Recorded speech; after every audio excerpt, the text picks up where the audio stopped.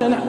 ولله عز وجل أمارات في خلقه، علامات، براهين يبعثها الله يعيها من يعيها وتغيب عن من تغيب عنه.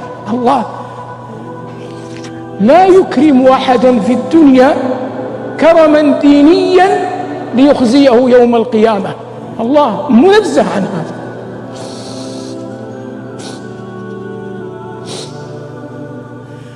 من الكرامة الدينية أن يجعلك الله في بيت من بيوته، من الكرامة الدينية أن يقيمك الله في الليل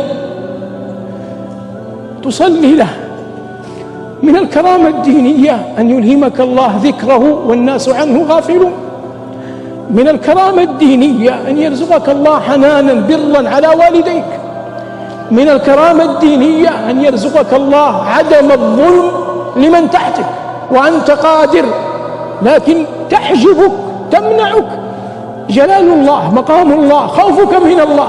فهذه كرامة دينية ليست كرامة دنيوية.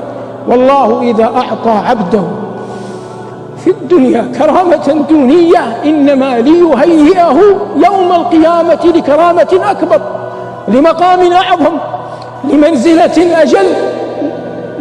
وهذا كله إذا وجده الإنسان في نفسه يكثر من حمد الله، يعني يثني على الله خيرا. أنتم الآن إذا فرغت الصلاة وخرجتم من المسجد تذكر أين كنت الساعة الماضية، كنت في المسجد، استصعب هذه النعمة، احمد الله، الحمد لله أنني أنا أغدو إلى بيتي، تقول في نفسك وقد كنت خارجا من بيت من بيوت الله.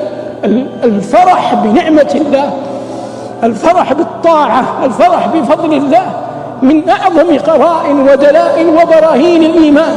قل فبفضل الله وبرحمته فبذلك فليفرحوا. فالفرح بنعمة الله بفضله بإحسانه يستوجب بعد ذلك الشكر، فلما تشكر الله يزدك الله هدى على هدى. فالنعم إذا شكرت قرت، وإذا كفرت فرت وانطلقت ولم تبقى.